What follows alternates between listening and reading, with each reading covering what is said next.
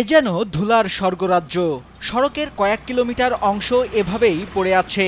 ব্যস্ততম এই রাস্তা দিয়ে প্রতিদিন হাজারো যানবাহন চলাচল করে।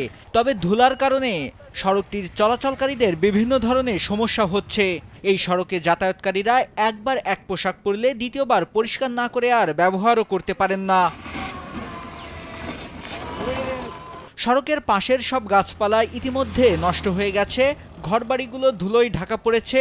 সড়কের ধুলার কারণে একদিকে যেমন যান চলাচলে বিঘ্ন সৃষ্টি হচ্ছে, অন্যদিকে পরিবেশ ও স্বাস্থ্যগতভাবে নানা সমস্যা দেখা দিয়েছে সড়কের ধারে বসবাস করা স্থানীয়দের। এ দৃশ্য পিরোজপুরের মঠবাড়িয়া উপজেলার মিরুখালী সড়কটির। স্যান্ডেলিনা সো, রূপচর্চায় আভিজাত্য। দীর্ঘদিনের ভোগান্তির পর ২০২৩ সালের জুন মাসে ভান্ডারিয়ার ইপ্তি টিসিএল নামে একটি ঠিকাদারি প্রতিষ্ঠানকে সড়কের কাজ দেওয়া হয়।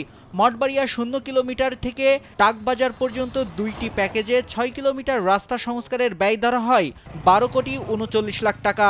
কাজ শেষ করার কথা ছিল ২০২৪ সালের এপ্রিল মাসে, কিন্তু সড়কে ইটের খোয়া ফেলে লাপাত্তা ঠিকাদার। সরেজমিনে দেখা যায় ৬ কিলোমিটার রাস্তার পুরনো কার্পেট উঠিয়ে নতুন করে ইটের খোয়া দেওয়া হয়েছে।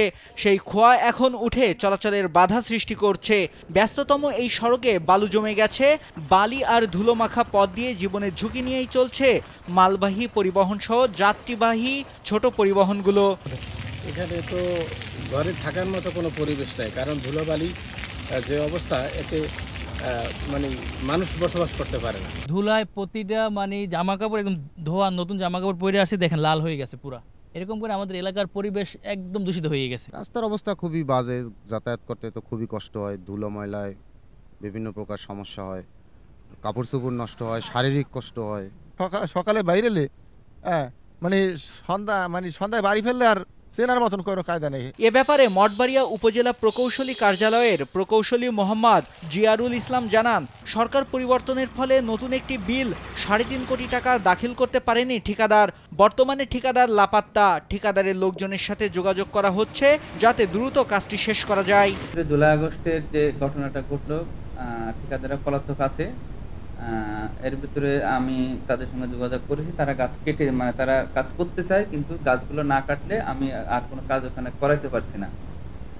তো যেহেতু অনেকদিন কাজটা পড়ে আছে, প্রায় ৭-৮ মাস ফেলানো আছে, তো এখানে যেহেতু খোয়ার কাজ, ওখানে ইটের খোয়ার কাজ কিছু গোড়া উঠতেছে, এর জন্য আমরা দুঃখিত। তো গাছগুলো কেটে দিলে আশা করে আমরা কার্পেটিং করে এই সমস্যাটা সমাধান করতে পারবো। সড়কটি উপজেলার অন্যতম ব্যস্ততম আঞ্চলিক সড়ক। প্রতিদিন সড়কটি দিয়ে ৪ থেকে ৫ হাজার গাড়ি চলাচল করে, কিন্তু এখন যে অবস্থা তাতে চলাচল করাই কঠিন হয়ে উঠেছে। নাইমুল হাসিব, কালবেলা।